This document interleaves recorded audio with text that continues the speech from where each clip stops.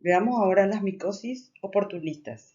Se trata de infecciones fúngicas que se producen casi exclusivamente en pacientes debilitados, cuyos mecanismos de defensa normales están alterados.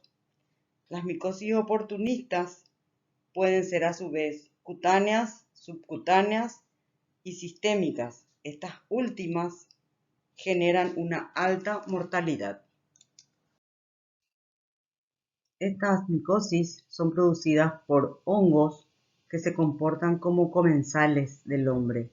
Forman parte de la microbiota normal de la piel, de las mucosas, del tracto digestivo y respiratorio, o integran la microbiota del ambiente, o sea, se encuentran en el suelo, en el agua, en el aire. Estos hongos en determinadas oportunidades que le ofrece el hospedador, al disminuir su capacidad defensiva, puede invadir tejido y producir enfermedad. Estas alteraciones pueden llevar a la muerte. Los organismos que producen estas micosis son hongos cosmopolitas que tienen una virulencia inherente muy baja. El aumento de la incidencia de estas infecciones y la diversidad de hongos que las causan ha sido paralela a la aparición del HIV, el cáncer más agresivo, quimioterapia por trasplante, el uso de antibióticos de amplio espectro, el uso de drogas citotóxicas, de inmunosupresores, corticoides, el incremento de la esperanza de vida y otros procedimientos disruptivos que dan como resultado una menor resistencia del huésped.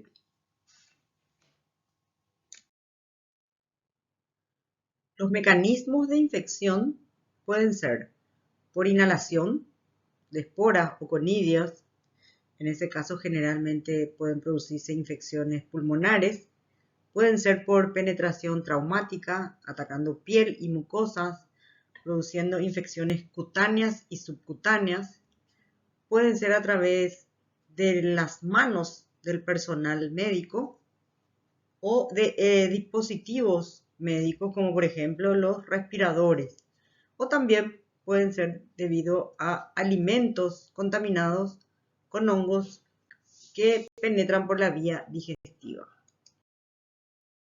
Las micosis oportunistas más frecuentes son la candidiasis, la criptococosis, la aspergilosis, la cigomicosis, la hialoifomicosis, la feoifomicosis y infecciones producidas por otros hongos levaduriformes diferentes de cándida. En esta diapositiva podemos ver los agentes causales de las diferentes micosis oportunistas más frecuentes, como por ejemplo la candidiasis, producidas por el género Cándida, de Varomyces, Cluiveromyces, Meyerosima, Pichia, Cryptococcus, principalmente producido por Cryptococcus neoformans en pacientes con HIV y Cryptococcus gattii generalmente en pacientes normoinmunes. La aspergilosis producida por hongos que se encuentran en el aire, como el complejo Aspergillus fumigatus, el complejo Aspergillus flavus, el complejo Aspergillus terreus, la escedosporiosis producida por Pseudosporium y Lomentospora, generalmente asociada a pacientes inmunodeprimidos con cáncer o trasplantados. La cigomicosis o mucormicosis, muy en boga ahora, es lo que le llaman el hongo negro, producida por especies de Rhizopus, mucor, Rhizomucor, Lichtemia. La hialoifomicosis, producida por hongos hialinos, que tienen micelios hialinos, como Penicillium, Bacillomyces, Fusarium, el complejo Fusarium solani, por ejemplo, y la feoifomicosis, producida por hongos negros, como Cladofialófora, Exofiala, Bipolaris, etc. Factores predisponentes para este tipo de infecciones. Por ejemplo, en adultos, enfermedades de base como el HIV, las inmunodeficiencias primarias, las leucemias y linfomas, también el síndrome de malnutrición crónica, puede ser también pacientes que acuden a rayos, a radioterapia, por ejemplo, pacientes trasplantados de médula ósea u otros órganos sólidos, tratamiento con corticoides o pacientes con cáncer con citotóxicos de uso prolongado, antibióticos, el uso de antibióticos de amplio espectro, sobre todo, por ejemplo, ahora en el COVID, donde los pacientes permanecen en terapia por meses y con antibióticos de amplio espectro, colonización previa, cirugía abdominal, pacientes quemados, pacientes con catéteres endovasculares, hospitalización prolongada, como en el caso de, como les conté, de COVID y terapia, por ejemplo, o pacientes que están con nutrición parenteral. Pacientes neonatos, por ejemplo, son factores predisponentes el bajo peso al nacer, la prematurez, la inmadurez de por sí del sistema inmunitario de un neonato y la estructura epitelial inmadura. En principio, las infecciones oportunistas pueden ser eh, superficiales, como en el caso puede atacar piel y uñas, producir, por ejemplo, onicomicosis, puede atacar la córnea, produciendo afecciones corneales, puede atacar oídos, sobre todo otitis externa, puede producir lesiones subcutáneas y también puede producir localizaciones más profundas, producir diseminación, en este caso producir infecciones sistémicas que son de mal pronóstico y pueden ser mortales. Las infecciones fúngicas, oportunistas, invasivas, son de mal pronóstico. ¿Por qué? Porque el diagnóstico se hace muy difícil. Hay una gran variedad de agentes patógenos y cada vez va en aumento.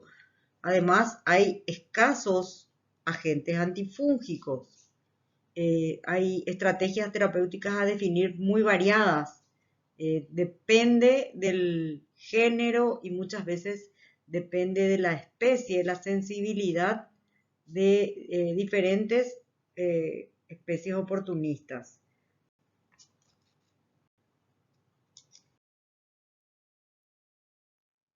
El diagnóstico de estas micosis generalmente se realiza por la clínica del paciente.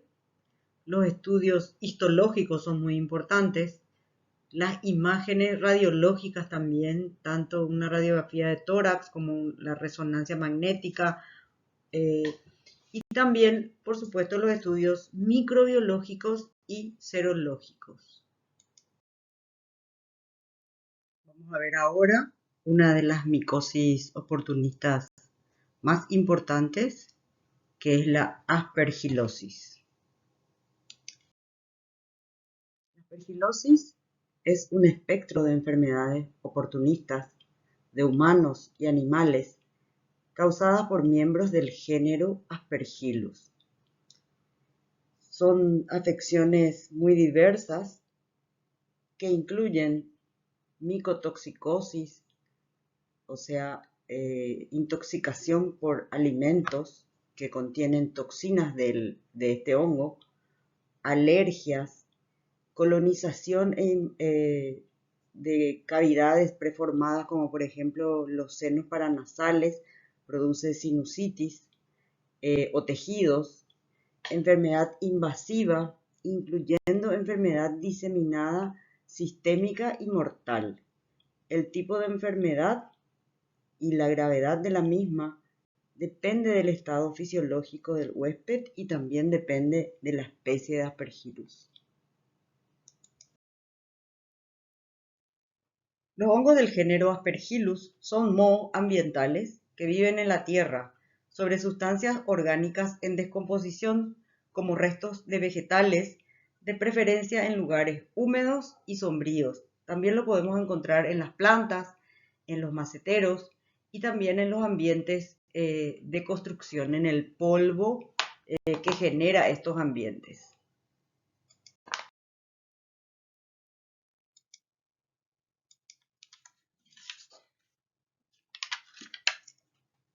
El género Aspergillus incluye un grupo de hongos ascomicetes del subreino Dicaria. La primera descripción y clasificación fue realizada por Rapper en el año 1965 y lo hizo en base a los caracteres morfológicos de estos hongos.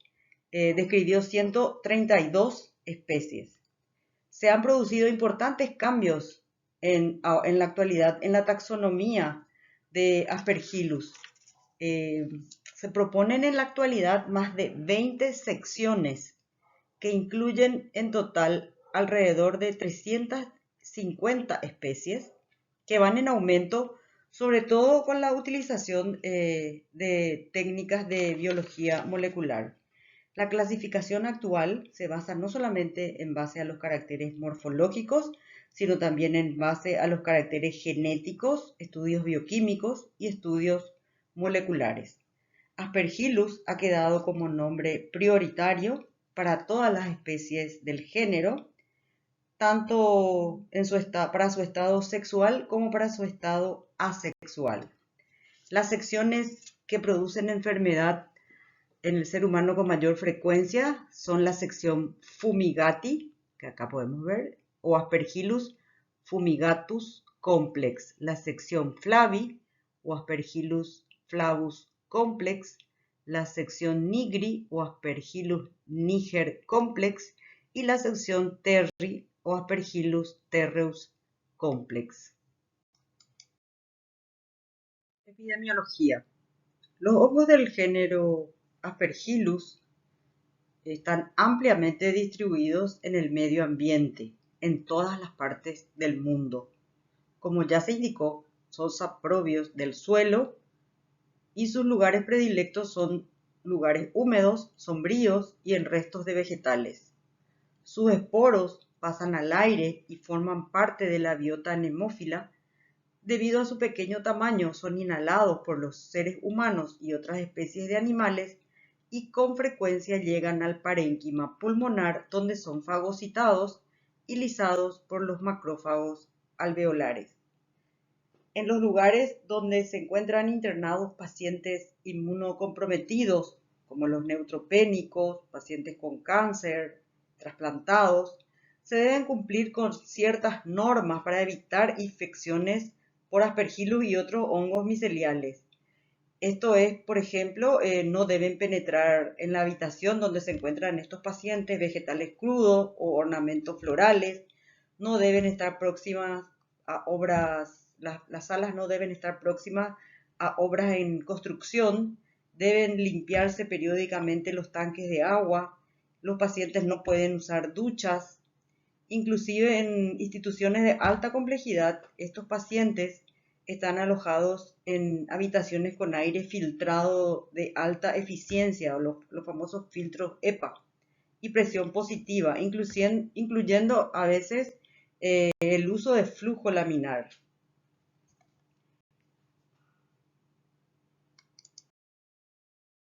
Entre las moléculas y genes implicados en la virulencia se encuentran los componentes de la pared celular, como por ejemplo el beta-1,3-glucano, el galactomanano, las galactoproteínas, enzimas quitina sintetasa, moléculas relacionadas con la evasión de la respuesta inmune, como por ejemplo la melanina, las catalasas, las superóxido dismutasas. Aspergillus también posee numerosas toxinas, como por ejemplo fumigaclavina C, ribotoxinas, viridotoxinas. Además, también existen proteínas enzimáticas como las proteasas, las fosfolipasas, sideróforos, etc.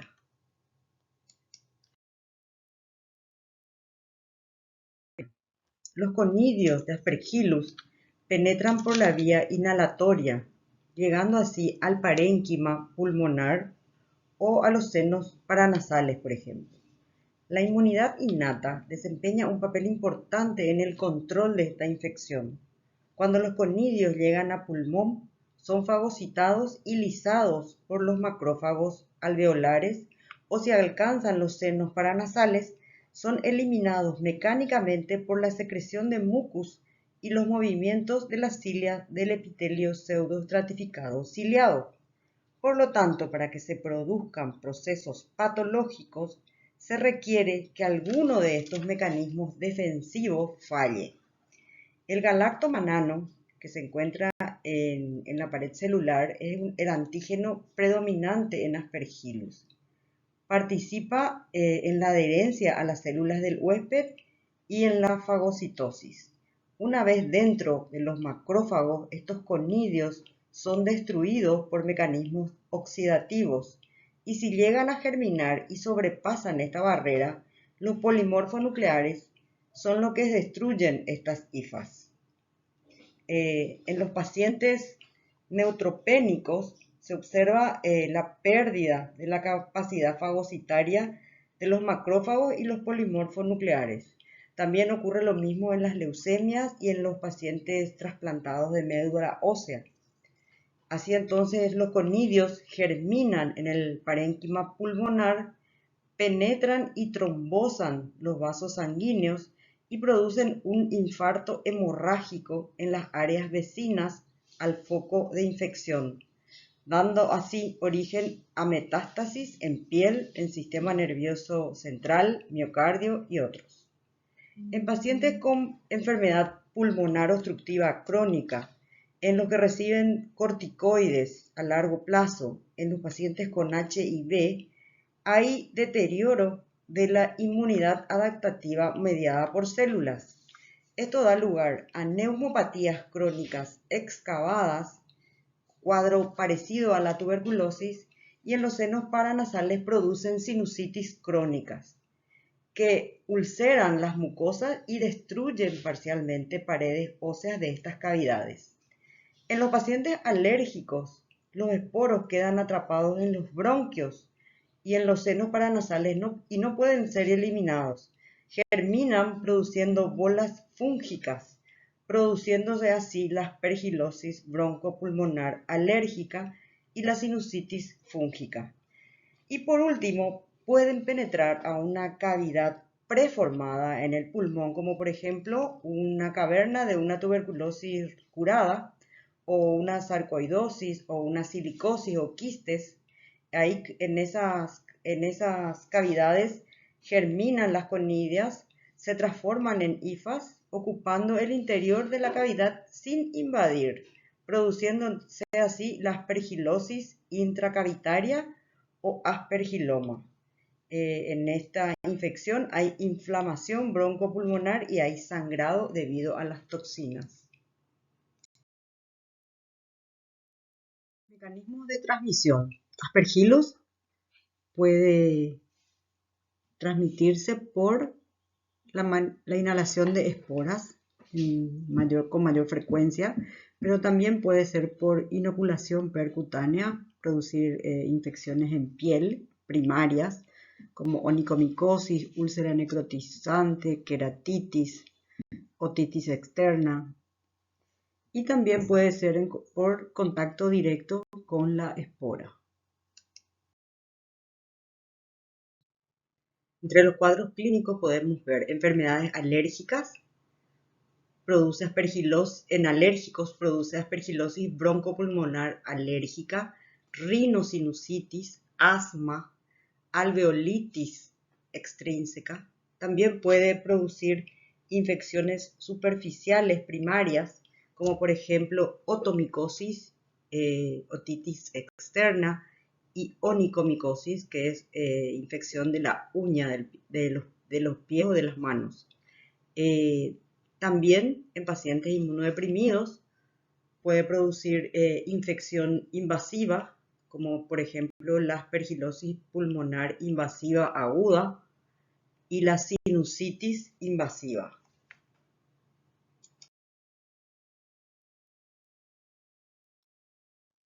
La aspergilosis en pacientes alérgicos van desde asma hasta alveolitis alérgica extrínseca y aspergilosis pulmonar alérgica. Las características incluyen asma, infiltrados pulmonares intermitentes o persistentes. Fuera de la crisis no hay alteraciones funcionales ni histopatológicas. Hay una IgE elevada y eosinofilia. Los síntomas pueden ser leves y sin secuelas, pero los episodios recurrentes progresan. La aspergilosis broncopulmonar alérgica ya es una forma más severa de la enfermedad.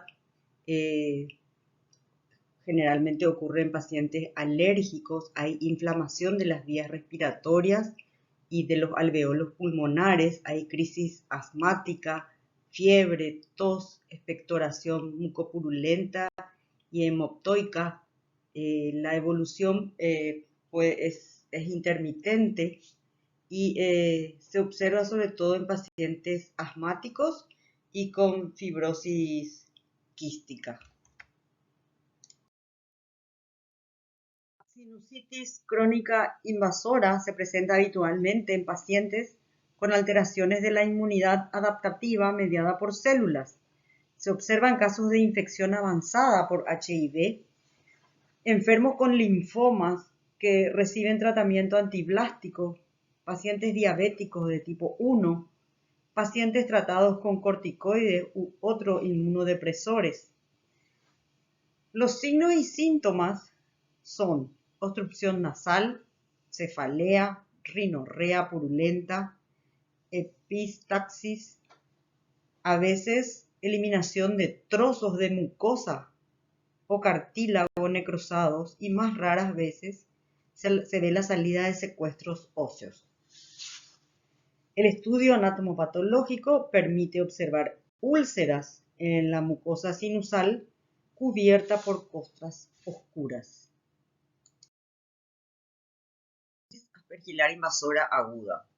Esta es una forma clínica grave que se observa en pacientes neutropénicos, con pacientes con leucemia mieloides o linfoides agudas, sometidos a tratamientos antiblásticos, en receptores de células progenitoras hematopoyéticas, en pacientes que reciben tratamientos inmunosupresores para controlar la enfermedad injerto versus huésped, o sea, en pacientes trasplantados. Los síntomas son variables debido a la inmunosupresión de estos enfermos y a su incapacidad de producir una respuesta inflamatoria. Hasta un 25% de los casos pueden ser asintomáticos. Los signos y síntomas más frecuentemente detectados son cefaleas, fiebre, epístasis y aparición de úlceras con escaras necróticas en el tabique nasal, en los cornetes o en las alas nasales. A veces el síndrome puede asemejarse al de la mucormicosis. La tomografía y la resonancia magnética nuclear muestran destrucción parcial de las paredes óseas de estas cavidades o de los cornetes nasales. Y en los casos más graves se puede observar trombosis del seno cavernoso, invasión de la órbita ocular y focos de infarto cerebral o cerebritis. No es rara la existencia del compromiso pulmonar concomitante. En la aspergilosis pulmonar invasiva crónica hay con frecuencia antecedentes de deterioro de la inmunidad adaptativa mediada por células o alteraciones importantes de la arquitectura pulmonar. Es común en pacientes diabéticos, alcoholistas, tabaquistas crónicos, en aquellos pacientes que reciben tratamientos prolongados con bajas dosis de corticoides, en pacientes con enfermedad pulmonar obstructiva crónica, en la infección por HIV avanzada. La infección se inicia en una zona pulmonar previamente lesionada y progresa tanto hacia el interior de la cavidad pulmonar como hacia las paredes de la misma, a las cuales invade, atraviesa y penetra en el parénquima pulmonar vecino. Las hifas invaden el pulmón en las zonas vecinas a las cavidades o bronquios donde se inició la infección y se produce una respuesta de tipo inflamatoria granulomatosa, como en el de la tuberculosis. Las manifestaciones clínicas más comunes son tos, expectoración mucopurulenta, hay hemóptisis, o sea, con sangre es el catarro, hay disnea, hay dolor torácico, hay febrícula y hay pérdida de peso. La hemóptisis puede ser voluminosa, puede ser en gran cantidad.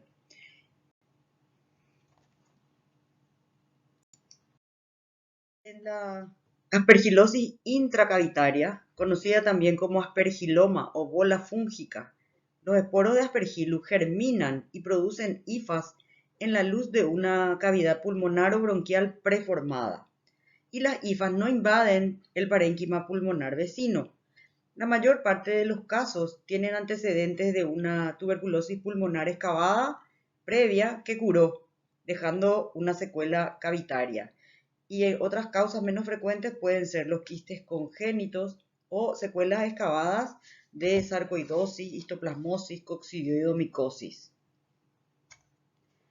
Generalmente es unilateral, pero hay un 5 o un 10% en el que puede ser bilateral, o sea, en ambos pulmones.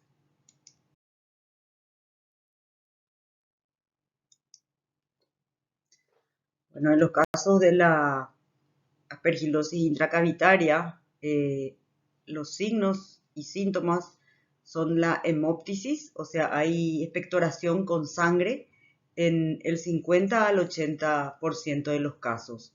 Hay broncorrea purulenta, insuficiencia respiratoria y generalmente se localiza en los lóbulos superiores del pulmón, donde hay una masa oval que tiene la forma de un halo. Acá podemos ver la bola fúngica.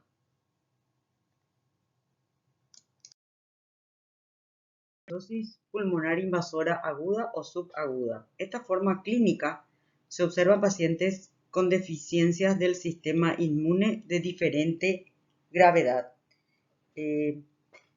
Los pacientes con hemopatías malignas durante los periodos de neutropenia son los más predispuestos.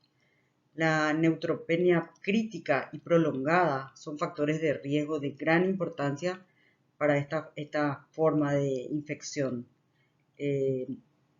Afectan con mayor frecuencia a pacientes con leucemia mieloide aguda, en receptores de trasplantes alogénicos de células progenitoras hematopoyéticas durante el periodo de neutropenia o más tarde cuando presentan la enfermedad injerto versus huésped.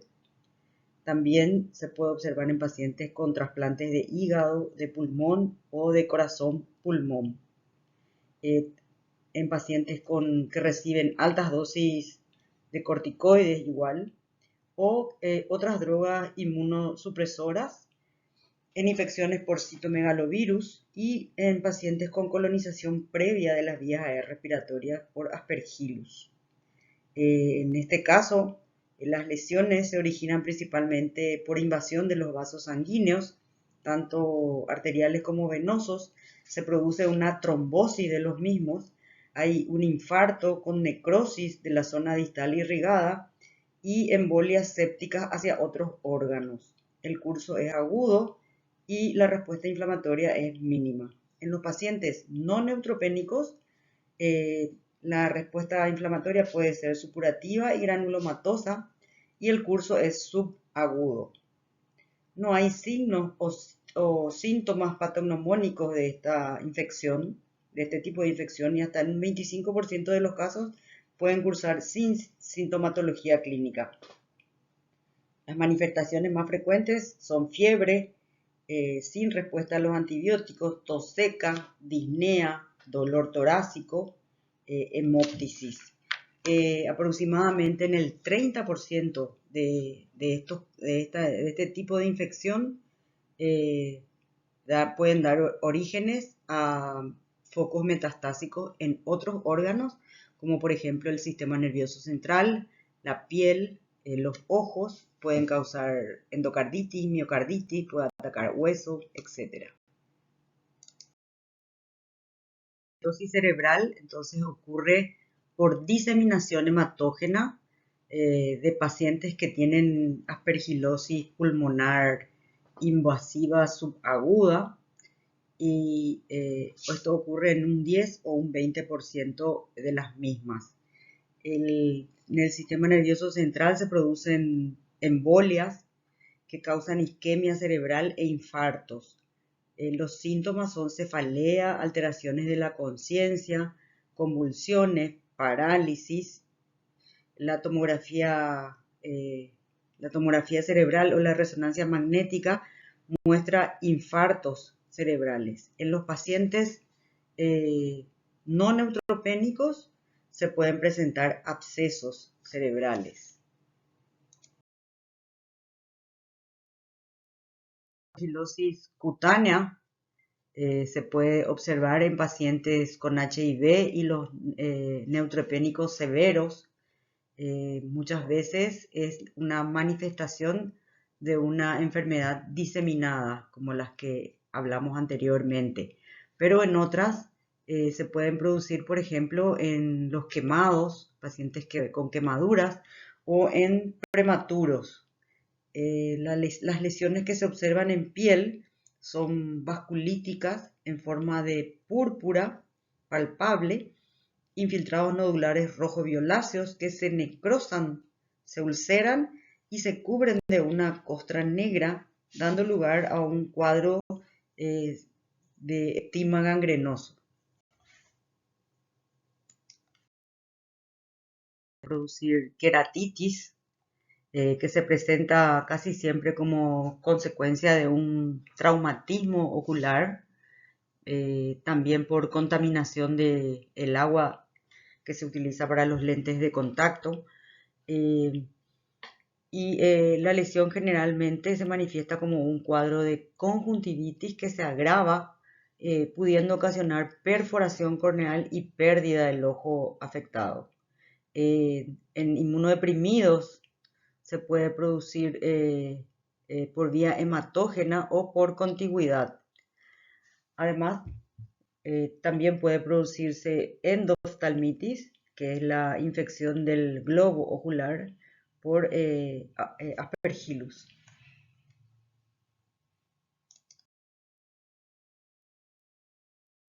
Aspergillus produce además otitis externa. Los complejos que con mayor frecuencia producen este tipo de afección son Aspergillus niger complex, Aspergillus fumigatus complex y Aspergillus flavus complex. Los síntomas son picor, irritación, malestar, dolor y una secreción escasa en el oído afectado. También puede producir una micotoxicosis, o sea, una contaminación por toxinas de alimentos. Las micotoxinas generadas por hongos como Aspergillus pueden contaminar productos alimenticios como por ejemplo el maíz, el cacao, el trigo, la avena, el algodón y otros cereales. Las toxinas más frecuentes producidas por Aspergillus son las aflatoxinas y las ocratoxinas, que están demostradas que son cancerígenas y se puede presentar en cualquier parte del mundo, ya que crece a temperatura de 25 grados y humedad del 70%. Es capaz de producir onicomicosis, o sea, infecciones de la uña. Esta infección suele ser secundaria en uñas dañadas por traumatismo o con enfermedad previa. Constituyen una causa emergente de onicomicosis, principalmente en pacientes diabéticos. Podemos observar acá en la figura el pigmento negruzco del fondo del lecho ungueal y vemos cómo la uña prácticamente está desprendida del lecho ungueal. El pigmento negro se debe a que esta infección era causada por Aspergillus niger, que es un hongo que tiene un pigmento negro.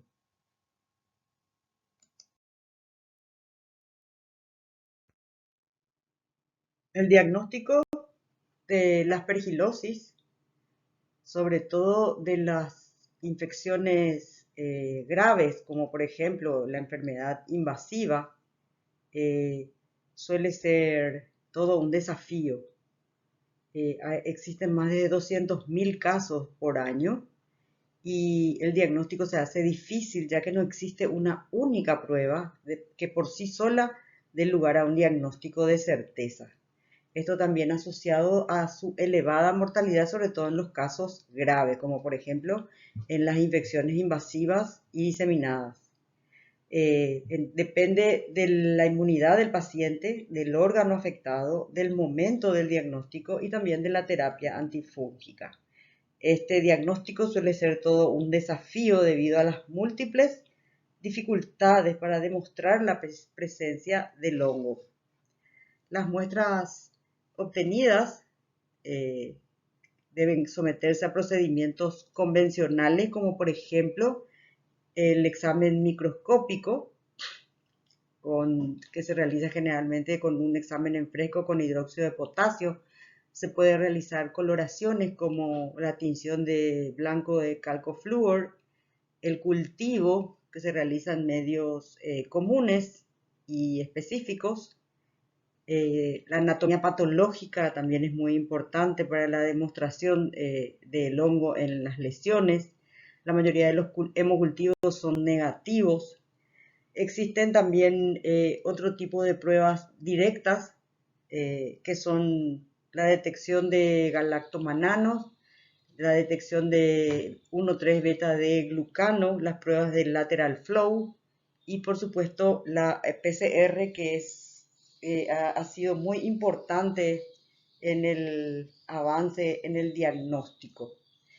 La mayoría de estas pruebas son todas directas. Entre las pruebas indirectas tenemos las pruebas cutáneas, que generalmente se realiza en los diferentes casos de aspergilosis alérgica, en las alergias. Son pruebas cutáneas, son intradermo reacciones.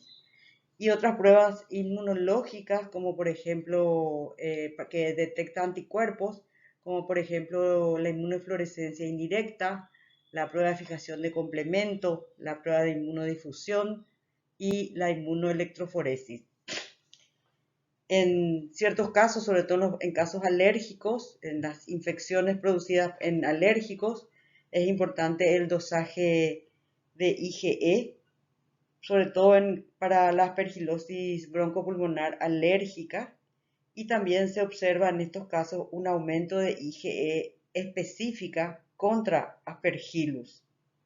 Otro de los pilares claves en el diagnóstico es la adecuada interpretación de las imágenes. Generalmente se utiliza la tomografía axial computarizada, donde se observan nódulos rodeados de un halo, le llaman el signo del halo, que representa la hemorragia secundaria a la angioinvasión.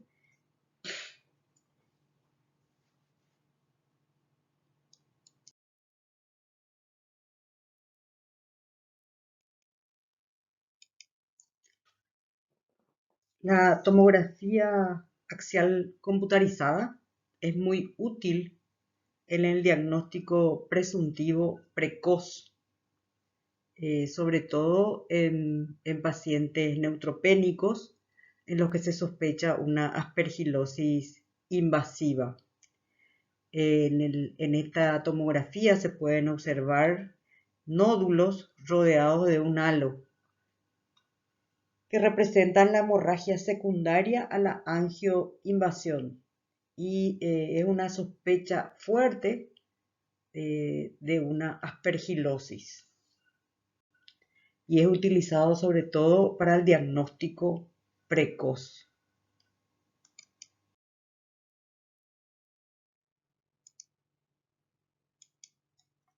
Los estudios de anatomía patológica generalmente se realizan a partir de biopsias y permite observar estas hifas hialinas ramificadas en ángulo recto y septadas, como podemos ver acá en las coloraciones de hematoxilina eosina, GROCOT y ácido periódico de Schiff. Todas estas son hifas.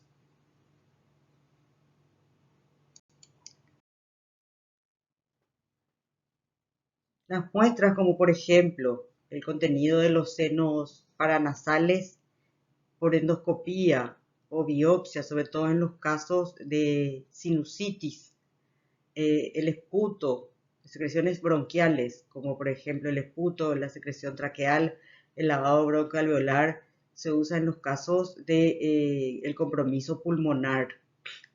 En los casos invasivos, como por ejemplo cuando ataca el sistema nervioso central, se puede utilizar el líquido cefalorraquídeo. Y en el caso de la córnea o del globo ocular, se podría usar el raspado corneal. Uno de los procedimientos convencionales es el examen directo, que generalmente se utiliza el examen en fresco con hidróxido de potasio, en el cual se observan hifas hialinas septadas, como los que se ven en la figura, con ramificaciones dicotómicas con un ángulo de 45 grados.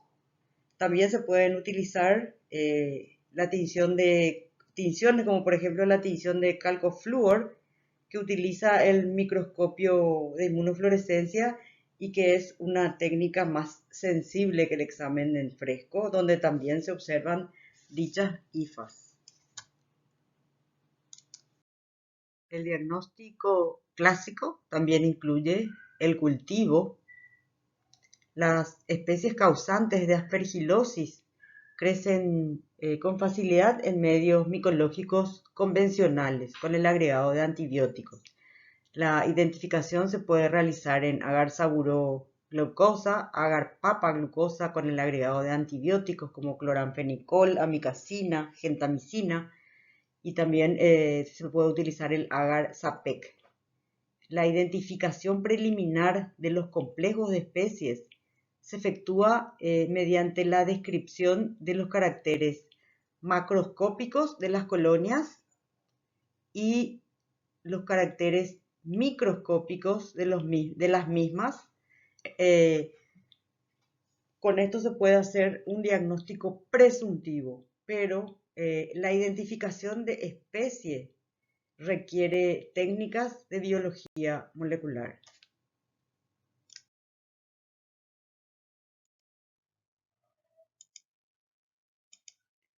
Entre las características macroscópicas que tenemos que tener en cuenta cuando observamos las colonias como estas, por ejemplo, pues deben ser el color de las colonias, el tipo de micelio que produce, el reverso de las colonias y el color del mismo, el pigmento, si produce un pigmento difusible en el medio, la temperatura de crecimiento, porque Aspergillus es termotolerante, es capaz de crecer hasta de 28 hasta 50 grados. Y esto podemos observar sus órganos de reproducción al microscopio para hacer la identificación presuntiva. Y esto es lo que vamos a observar al microscopio, que está también dibujado más sencillo en esta diapositiva, donde se observan cada una de las partes de los órganos de fructificación de Aspergillus y que nos ayudan a hacer la identificación. Tenemos una célula pie que está unida a las hifas, un conidióforo, este es el conidióforo, que tiene una vesícula que puede tener diferentes formas. en esta vesícula se colocan las métulas, que son estos como unos botelloncitos, y después tenemos las fiálides. Estas fiálides son estructuras del cual se originan los conidios. Entonces, todas estas estructuras vamos a tener en cuenta para la identificación de género y especie presuntivamente, porque como dijimos anteriormente, solo por biología molecular se puede realizar la identificación definitiva. Veamos ahora los cultivos de los géneros más frecuentes que producen enfermedad en humanos, que son Aspergillus fumigatus complex, Aspergillus flavus complex y Aspergillus nigri complex. Otro nombre que pueden recibir es según la sección a la que sean. Entonces el fumigatus se puede decir también Aspergillus sección fumigati. El 70% de las infecciones humanas son producidas por Aspergillus fumigatus complex. Como podemos ver, la identificación presuntiva se hace por las características macroscópicas y microscópicas de las colonias. Aspergillus fumigatus complex tiene colonias de color verde oscuro, como se puede observar azulado a verde grisáceo, con un micelio blanco. El reverso es incoloro y la textura es aterciopelada. Si esto observamos al microscopio, vamos a observar estos órganos de fructificación que son cabezas conidiales uniseriadas. Uniseriadas quiere decir que tiene una serie de fiálides, como están observando aquí. Estas fiálides están sobre un conidióforo. Este es el conidióforo, el que soporta al órgano. Un conidióforo corto con una vesícula. Esta es la vesícula, esta es la vesícula, que tiene forma piriforme o de cuchara, y las fiálides ocupan los 2/3 de la vesícula.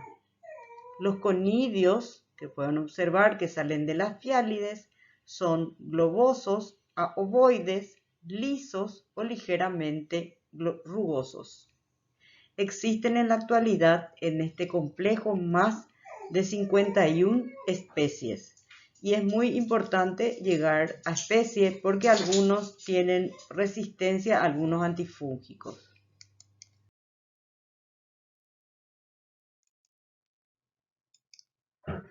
Aspergillus flavus complex o Aspergillus sección flavi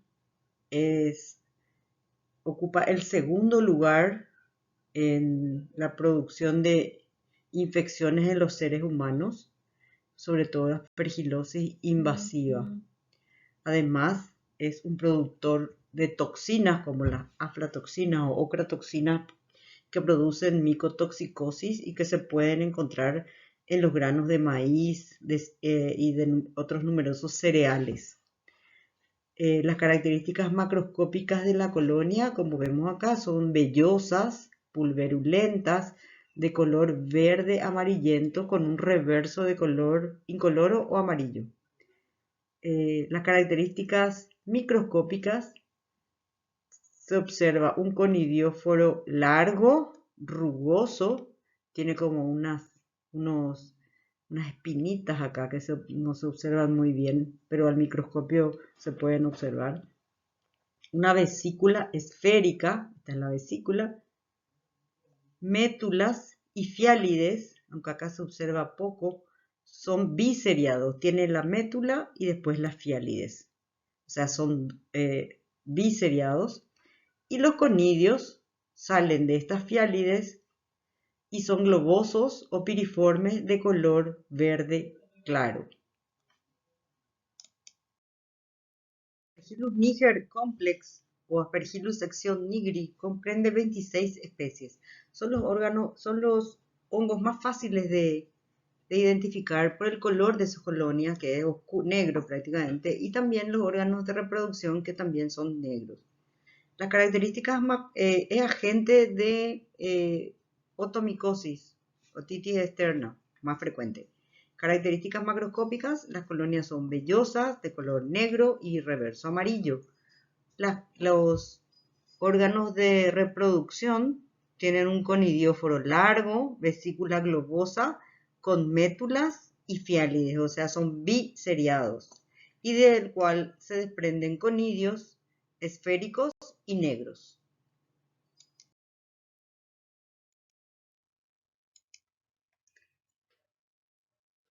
Se pueden realizar también pruebas que no están basadas en el cultivo. Estas pueden ser para detectar antígenos o detectar anticuerpos. Las pruebas que detectan anticuerpos suelen ser positivas en el 90% de los pacientes. Y tenemos como ejemplo la inmunodifusión, que podemos ver acá en la figura.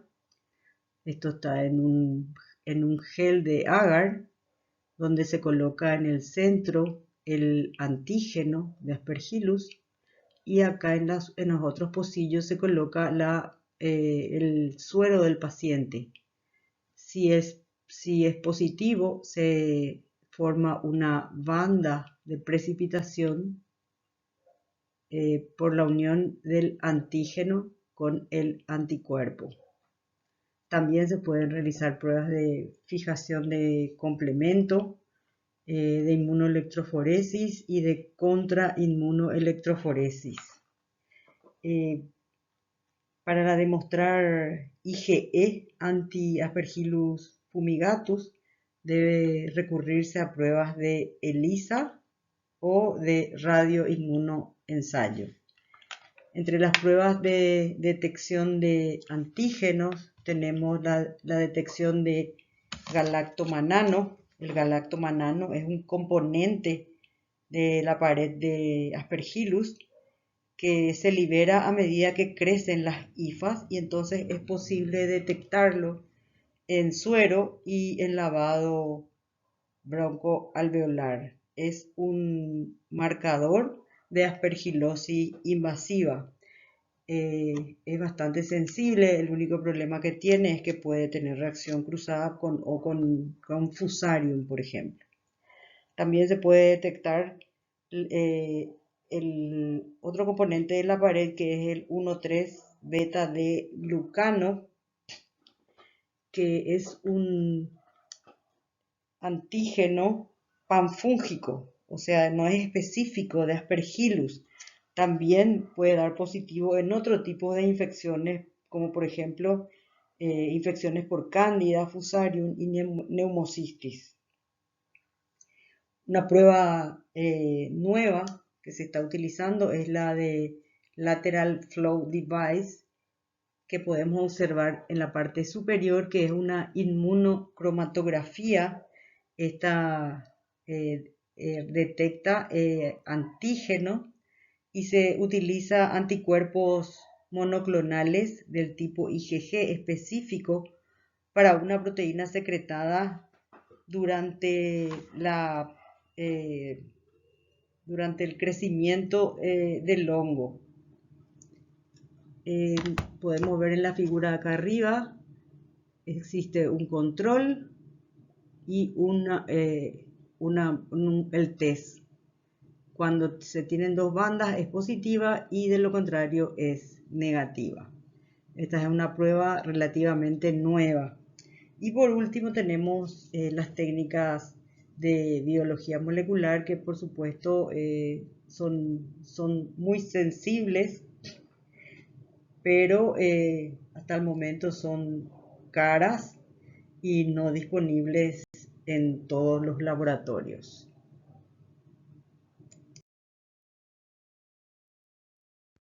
La criptococosis es una micosis producida por levaduras capsuladas del género Cryptococcus. Fue descubierto hace más de 100 años, en el año 1895, por Sanfelice, que la encontró en el jugo de durazno y reconoció la capacidad de producir infecciones en los animales. Es un hongo de distribución universal y adquirió protagonismo con la epidemia del SIDA. Antes era una enfermedad rara y afectaba a pacientes con alguna enfermedad de base que producía alteración de la inmunidad celular.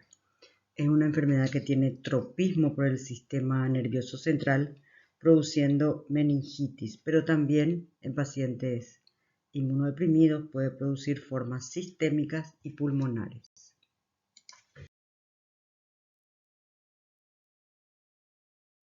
La criptococosis es una micosis sistémica, aunque también es oportunista, producida por levaduras capsuladas.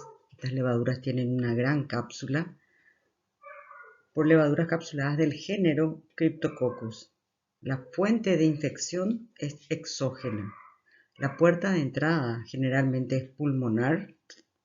Las manifestaciones clínicas son muy variadas, desde la colonización pulmonar asintomática hasta la diseminación a cualquier sitio del organismo. Pero, como les dije, tiene predilección por el sistema nervioso central, produciendo meningoencefalitis, que es la principal localización de este patógeno, y también es la causa principal de la alta tasa de mortalidad que tiene. Fue una infección rara, como les dije, hasta que llegó la pandemia del SIDA.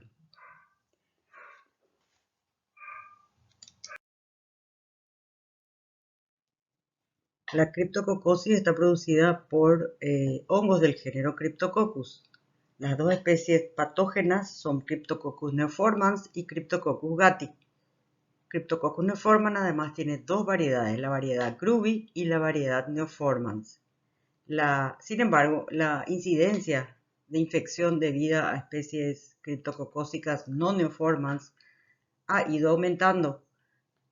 Así se han visto infecciones también por Cryptococcus albidus, actualmente se llama Naganischia albida, y Cryptococcus laurenti, llamado actualmente Papiliotrema laurenti, que producen infecciones similares a Cryptococcus, infecciones sistémicas y también se han visto en piel.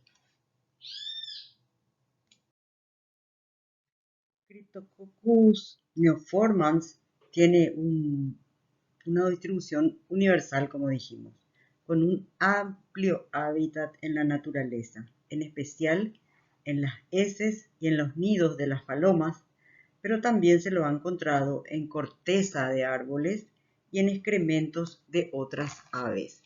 Las aves no enferman.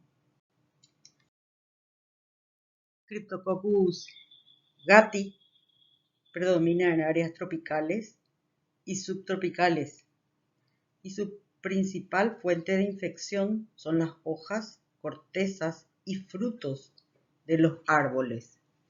Tienen una amplia variedad de hábitats naturales en América del Norte y en América del Sur. Se aisló de restos de vegetales debajo de árboles de eucalipto, también árboles de cedro, abetos, robles, algarrobos, pinos, higueras y almendros.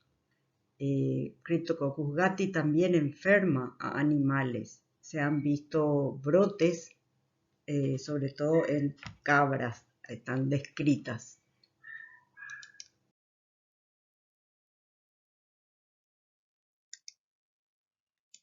Cryptococcus spp se encuentra en los tejidos como un hongo unicelular. Es una levadura, fíjense acá, es unicelular, una sola levadura.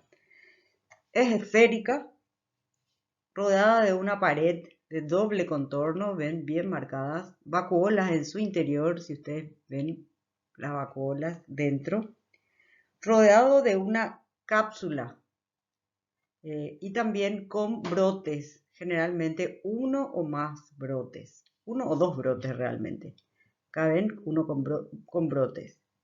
Esta cápsula es de un espesor varias veces, que supera varias veces el diámetro de la levadura en sí, o sea, es muy visible, es bien gruesa y es precisamente un elemento distintivo muy importante para hacer su diferenciación.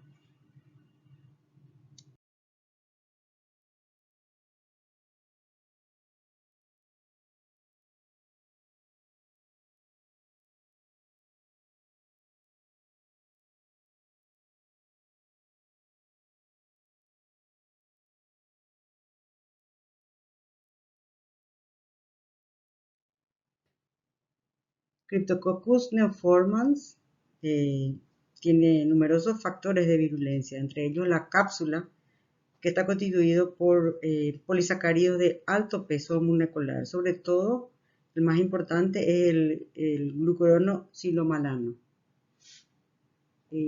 Además, el criptococo es capaz de producir a 37 grados, que es la temperatura en la que parasita al hombre, la producción de melanina, que lo que hace es proteger al hongo de la fagocitosis. Además, existen numerosas enzimas eh, extracelulares como la fosfolipasa, y eh,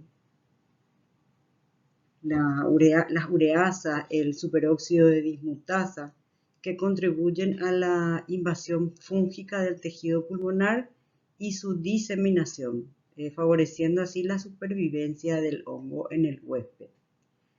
La pared celular también posee carbohidratos que actúan como factores de virulencia, como la quitina, el quitosano y los glucanos. Existen además vesículas extracelulares que contienen precursores de cápsula de melanina y de enzimas. Y estas vesículas se cree que favorecen la penetración al sistema nervioso central, produciendo alteraciones de la barrera hematoencefálica. La fuente de infección es ambiental. Heces de palomas, restos de árboles, frutos, y la puerta de entrada es habitualmente, en la mayoría de los casos, inhalatoria. Los blastoconidios llegan al alveolo pulmonar y allí comienzan a reproducirse y a invadir los tejidos. Raras veces se han descrito infecciones digestivas y cutáneas, estas últimas por penetración traumática a través de la piel. No se reporta contagio interhumano. Patogenia. La vía más frecuente, como dijimos, es la vía inhalatoria, ya sea a partir de los excrementos de palomas o de las cortezas de los árboles. Una vez que estos blastoconidios son inhalados, llegan hasta los alveolos pulmonares. Es posible que la mayoría de las infecciones sean asintomáticas o muy leves. Se han comprobado que quedan focos de infección latentes en los pulmones o en los ganglios linfáticos en forma de granulomas compactos, con una cápsula fibrosa y escasos hongos viables en su interior. Esto generalmente ocurre en sujetos inmunocompetentes con funcionamiento adecuado de la inmunidad celular. En estos casos, la lesión se circunscribe al pulmón y puede curar espontáneamente. De lo contrario, cuando existe una falla en la inmunidad, sobre todo la celular, estos focos que pueden contener organismos vivos pueden reactivarse y iniciarse la enfermedad. En otros casos, sobre todo en individuos inmunocomprometidos, una vez que llegan al pulmón estos blastoconidios, son capaces de invadir por todos esos mecanismos de virulencia que hemos visto, ganglios linfáticos del hilio pulmonar, y de ahí diseminarse por la vía hemática a cualquier órgano. Por supuesto, como dijimos, tiene un tropismo, con mayor frecuencia va al sistema nervioso central.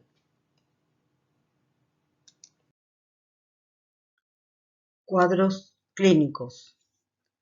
Cryptococcus produce criptococosis pulmonar, que es una forma no tan frecuente, criptococosis meningea, que es la que predomina, criptococosis cutánea, que suele ser generalmente a consecuencia de una diseminación, criptococosis ocular, criptococosis ósea, y también con menor frecuencia puede atacar otras vísceras como el riñón, la próstata y también el aparato genitourinario.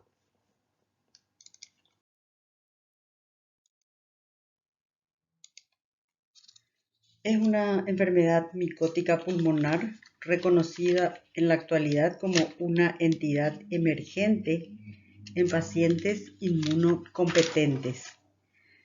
Raras veces se manifiesta como un proceso agudo. En este caso, adopta el aspecto de una neumopatía que afecta principalmente a personas jóvenes que se encuentran en contacto con fuentes de infección masiva. Es muy difícil diferenciarlas de otras neumopatías producidas por bacterias, por ejemplo. En la epidemia de Vancouver en el año 1999, en Canadá, producida por Cryptococcus gattii, se produjeron infecciones pulmonares graves en pacientes aparentemente inmunocompetentes. La forma más frecuente suele ser las formas crónicas que generan sintomatología similares a la tuberculosis, con pérdida de peso, fiebre, anorexia, astenia, tos mucopurulenta y hemóptisis.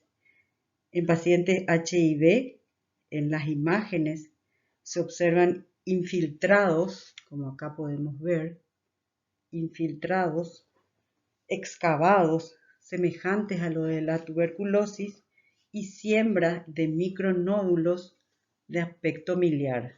También se pueden observar imágenes densas, como esta, por ejemplo, esféricas, llamadas criptococomas. Criptococosis del sistema nervioso central. La criptococosis del sistema nervioso central en pacientes VIH negativo puede manifestarse como una meningoencefalitis de evolución subaguda o crónica, que afecta especialmente a los núcleos de la base del cerebro. Cuando no hay un compromiso grave de la inmunidad, el comienzo es insidioso, con cefalea, modificaciones del carácter, hipertermia leve, astenia y somnolencia. Más adelante pueden haber problemas visuales como la visión borrosa, convulsiones, vómitos y por último se instala el síndrome meningio. Es común que el diagnóstico se efectúe algunas semanas o un par de meses después de la primera aparición de los síntomas. En los pacientes inmunocomprometidos, sobre todo en los enfermos con SIDA, la meningoencefalitis es de curso más agudo. Se presenta cefalea, fiebre, vómitos, convulsiones, fotofobia y alteraciones de la conciencia. También puede haber rigidez de nuca. La criptococosis, debido a Cryptococcus gattii, produce con mayor frecuencia masas pseudotumorales en el parénquima cerebral y una hipertensión endocraniana grave. Este cuadro es más grave y conduce a hidrocefalia, pérdida abrupta de la visión y una pobre respuesta a tratamiento antifúngico. El pronóstico de la criptococosis del sistema nervioso central es siempre reservado y sin tratamiento es siempre fatal.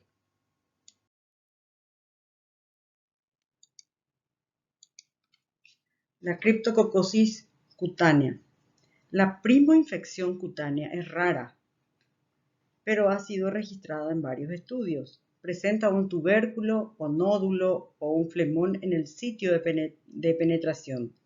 Raras veces se ve linfangitis nodular y adenopatías satélites, y suele haber antecedente de un traumatismo inoculante.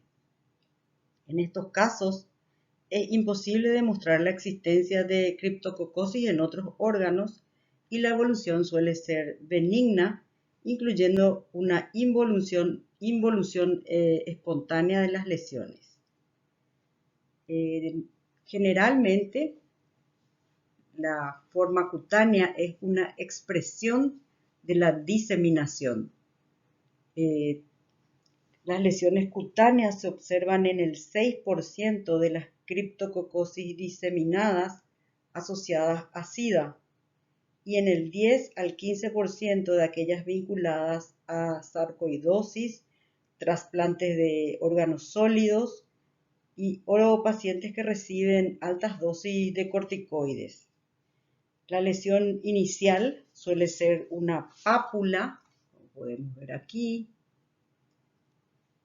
indolora, que se reblandece en el centro y se ulcera en el vértice o adquiere un aspecto acneiforme o moluscoide. Las lesiones suelen ser múltiples. Las pápulas ulceradas pueden presentar un fondo vegetante o cubrirse por una costra serohemática. Y aquí podemos ver las lesiones y esto es una úlcera que con el tiempo se produce una necrosis. Criptococosis diseminada, generalmente asociado a pacientes inmunocomprometidos y a partir del pulmón por ganglios linfáticos y luego por la vía hemática pueden ir a piel, a hígado, a vaso, a riñón, a hueso, a próstata. Generalmente también el paciente puede presentar una meningoencefalitis. Está asociado fuertemente a pacientes con SIDA.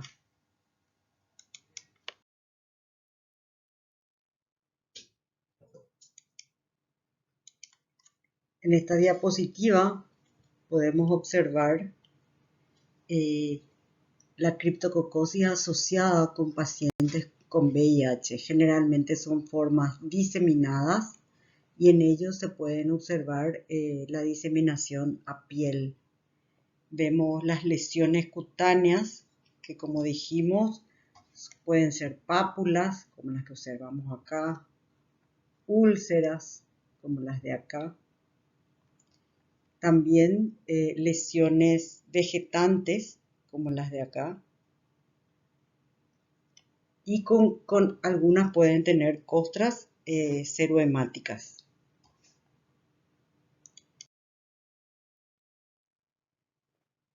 En pacientes con VIH también puede atacar mucosas y así podemos observar acá en esta diapositiva lesiones en boca donde hay microulceraciones o aspecto de tumores en las mismas. El diagnóstico. Primero que nada hay que tener la sospecha clínica porque el tratamiento debe ser precoz debido a la alta mortalidad, sobre todo de la meningitis y de las formas diseminadas. Se pueden realizar hemocultivos que suelen ser positivos en la mayoría de los casos. El cultivo micológico, que consiste en un examen directo con tinta china, se puede realizar coloración de Gram. También se pueden realizar otras tinciones, sobre todo cuando se tienen biopsias en el laboratorio de anatomía patológica. Las muestras a utilizar son el líquido cefalorraquídeo. Cuando hay lesiones cutáneas pueden ser biopsias, materiales pulmonares como esputo, lavado broncoalveolar. El cultivo es muy importante y también se puede hacer métodos más rápidos para el tratamiento precoz, ¿verdad? Como por ejemplo la detección con partículas de látex de antígeno capsular, ya sea en suero o en líquido cefalorraquídeo. También hay una prueba de enzimo inmunoensayo para la detección de antígenos también. Una prueba novedosa y nueva es el lateral flow, que consiste en una prueba inmunocromatográfica que ya les mostré en otras micosis, que permite un resultado rápido. Es una prueba inmunocromatográfica, como les conté, y contiene anticuerpos monoclonales. Y por último está la PCR, sobre todo la PCR en tiempo real, que utiliza directamente de la muestra y se puede tener resultados rápidos.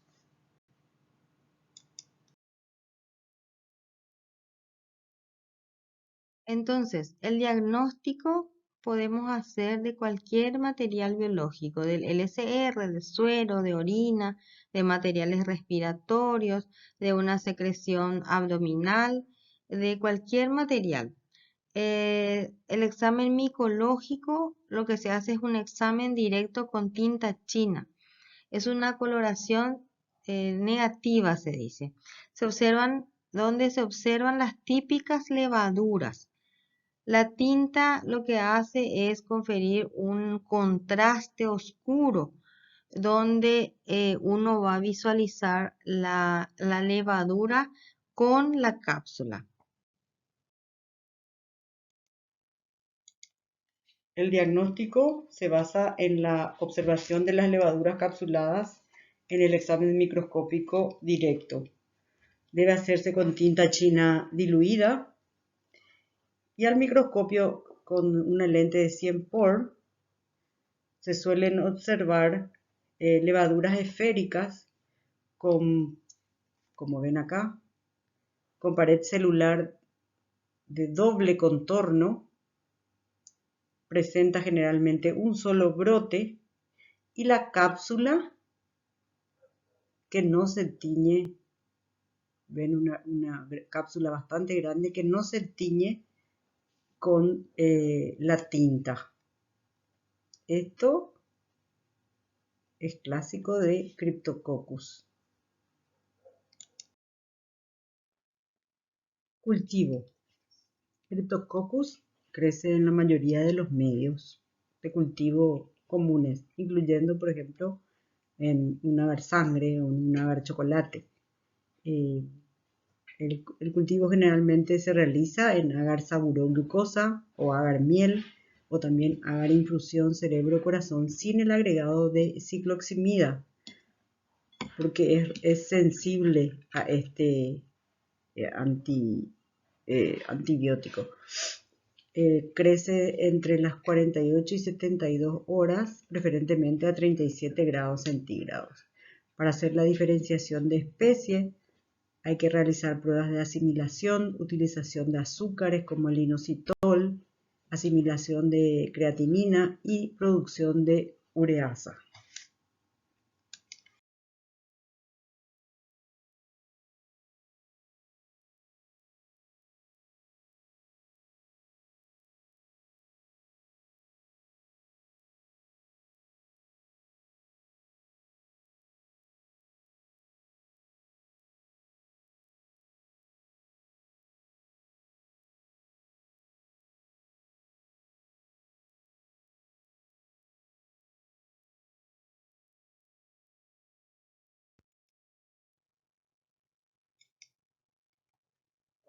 En los cortes histológicos se pueden recurrir a diversas muestras. Entre las más frecuentemente utilizadas son las biopsias.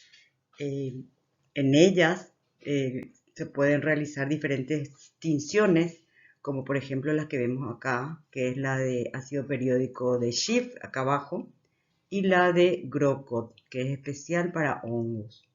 En la de Paz podemos observar las levaduras que pueden tener una gemación generalmente, acá vemos, y un halo claro alrededor que es la cápsula. La levadura se tiñe de un rojo intenso. En la coloración de Grocott, esta es una coloración que se obtuvo a partir de una biopsia de aspirado de un ganglio cervical, donde se muestran numerosas esporas de diferentes tamaños y alrededor se nota un halo claro que corresponde a la cápsula del polisacárido.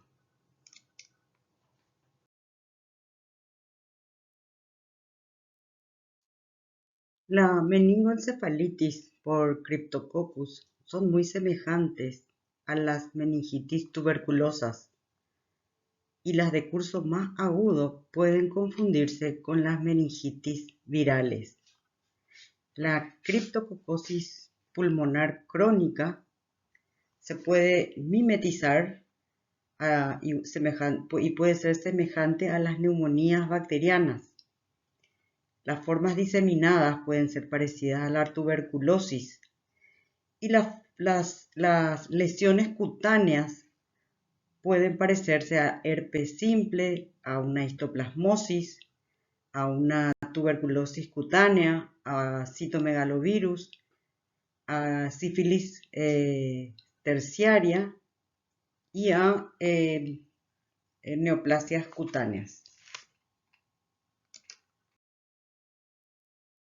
Con esto terminamos la criptococosis y resumiendo, es una enfermedad que está ligada al HIV y a los pacientes inmunodeprimidos. En casos diseminados en las meningitis es mortal si no tiene tratamiento. Los tratamientos son generalmente duran entre 6 a 12 meses. El porcentaje de remisiones clínicas completas, o sea, la desaparición de la sintomatología y la negativización de los cultivos, alcanza un 90% en los pacientes VIH negativos y alrededor del 65% nada más en los pacientes VIH positivos.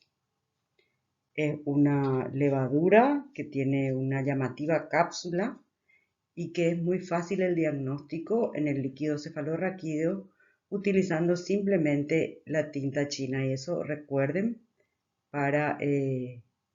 porque es prácticamente la única levadura con la que se utiliza tinta china. Gracias.